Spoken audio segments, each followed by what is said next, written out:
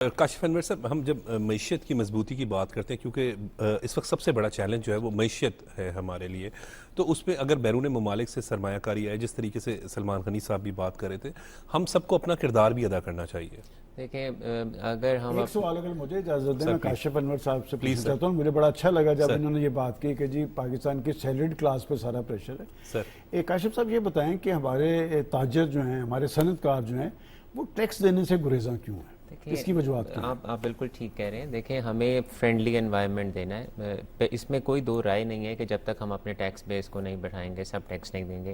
لیکن ہمیں گورنمنٹ کو یہاں پر یہ بتانا ہوگا، اور ہم بار بار یہ ریکویسٹ کرتے ہیں کہ ہمیں فائلرز، نان فائلرز یا نان ٹیکس بیس کو فوائد بتانے ہوں گے ٹیکس نیٹ کے اندر آنے کے. آڈٹ سر کس کا ہوتا ہے، پینلٹیز کس کو لگتی ہیں، سارے معاملات کون دیکھتا ہے جو ٹیکس نیٹ کے اندر ہے. تو ہمیں یہاں پر ڈیفرینشیٹ کر رہے ہیں. ہمیں جو اور ایک اور بات، میں ہمیشہ ہر پلیٹ فارم پہ یہ کہتا ہوں کہ جون سی انفارمیشن آپ کے پاس ہے، کمرشل میٹرز کا ڈیٹا آپ کے پاس ہے، آپ کے پاس فورن ٹریولرز کا ڈیٹا آپ کے پاس ہے، آپ کے پاس 1000 سی سی سے زیادہ کے جو گاڑیاں ہیں آپ کے پاس ہیں، آپ کے پاس پلاٹس کے لین دین کی ڈیٹیل آپ کے پاس ہے. قانون یہ کہتا ہے کہ ایسا شخص جس کا کمرشل میٹر ہے اور وہ اپنی انکم ٹیکس کی ریٹرن نہیں سبمٹ کرائے گا، اس کا کنیکشن کاٹ دیا جائے گا. سر کاٹ دیں سر، اٹ از ویری امپورٹنٹ. میں نے تو نہیں کاٹنا نا. اب ہوتا کیا ہے، جو ٹیکس نیٹ کے اندر ہے ود ہولڈنگز اسے کرنی پڑتی ہیں، اسٹیٹمنٹس اسے دینی پڑتی ہیں، ریفنڈز اسے مانگنے پڑتے ہیں. ہم ڈاکومنٹیشن، ہم بھی بار بار یہ کہتے ہیں آپ ڈاکومنٹیشن کریں لیکن ود ہولڈنگ کے ریٹس کو کم کریں.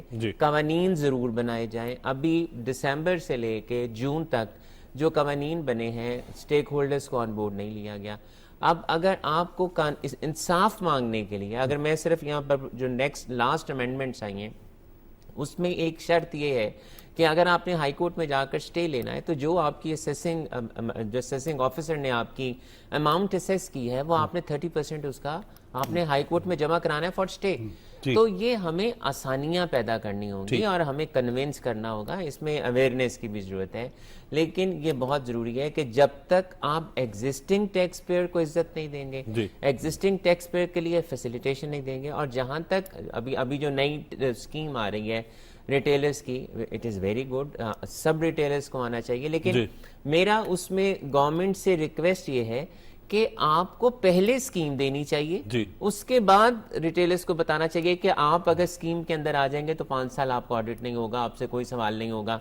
گورنمنٹ نے اسکیم نہیں دی لیکن گورنمنٹ کہہ رہی ہے آپ ٹیکس نیٹ کے اندر آ جائیں.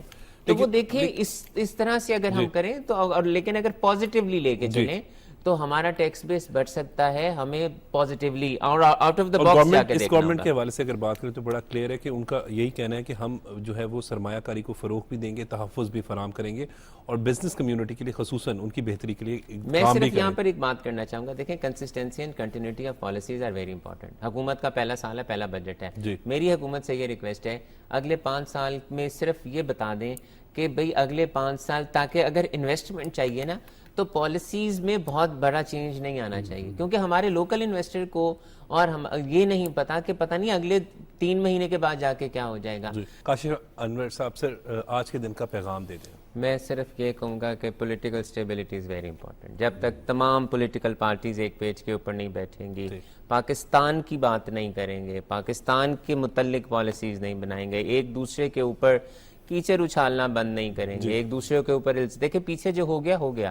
آج اگر ہم یہ چاہتے ہیں کہ ہمارا فورن انویسٹر اس ملک کے اندر آئے تو ساری ذمہ داری ہماری پولیٹیکل پارٹیز کے اوپر ہے. انہیں ایک پیج پہ آنا پڑے گا فار اکنامک اسٹیبلٹی.